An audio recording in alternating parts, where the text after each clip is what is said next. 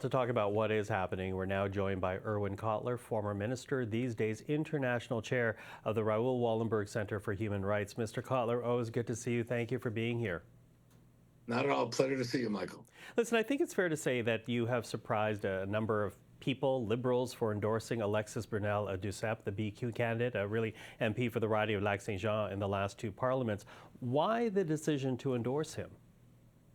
Well, I know Alexis well. I've worked with him on major human rights issues.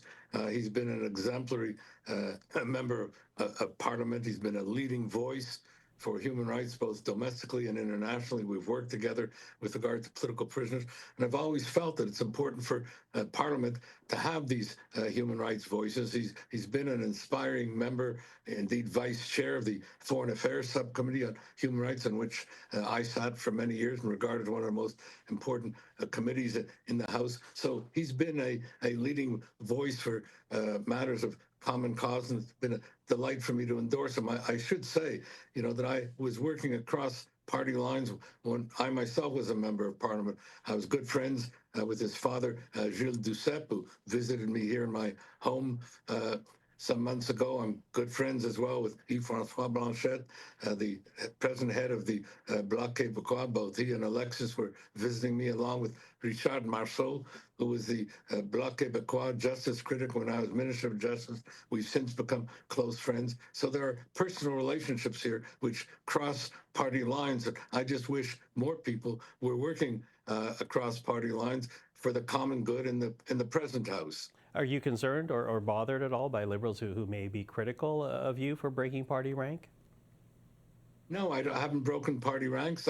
I'm endorsing a particular candidate. It's not, for me, a breach of party ranks. And at this point, in my retirement from politics, I'm, as you mentioned, international chair, Raoul Wallenberg Center for Human Rights. The issues that concern me are human rights cases and causes, matters of political prisoners and the like. That's where I've been involved. For me, that's above politics. Even when I was a member of Parliament, I felt it was important to put a principle above party. There were times when I voted with the opposition, even against my own party. Not often. Most of the time I was, in line with our party. But for me, the main issue always was, what is the public good?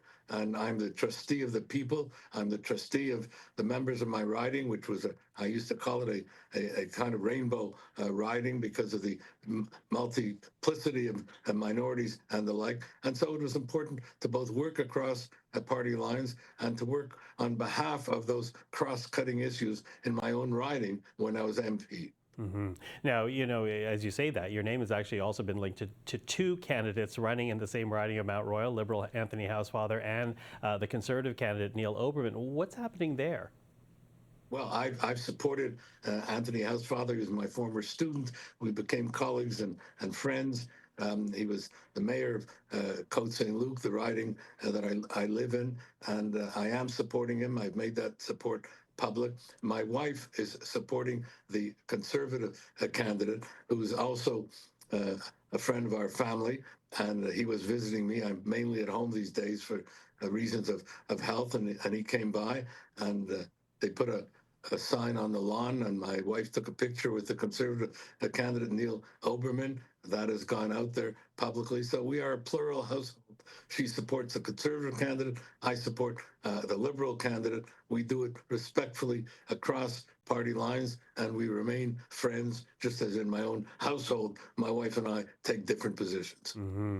Well, which is interesting in this time, considering how polarized politics are these days. But, Mr. Kotler, before we're done, Donald Trump has taken so much oxygen out of this race. And before his inauguration, arguably, we would have had a more normal campaign.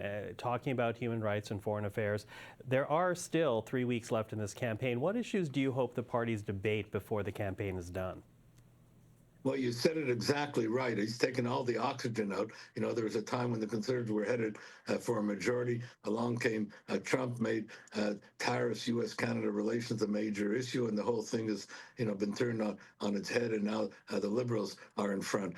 Regrettably, I've not seen much on issues of foreign policy and human rights, and those are been my concerns, whether it be justice in Ukraine, whether it be the genocide in Sudan, whether it be what I call the Iranian sevenfold threat, whether it be political prisoners, whether it be issues regarding to the Middle East. So I'm looking to see where the candidates and the parties stand on the principal foreign policy and human rights issues before I make my own determinations on national grounds. So for the time being, as I said, and you put it correctly, I've endorsed, 2 individual MPs, but have not yet made a final determination on a national level. And I regret that those issues that I've mentioned to you have been overtaken with Trump taking out all of the oxygen.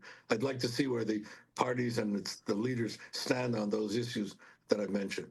Yeah, well, we're a week away from the debate. We'll see if they emerge in that debate. But for now, Mr. Kotler, Erwin Kotler, thank you for this. Always appreciate the time. Good speaking with you, Michael. Take care.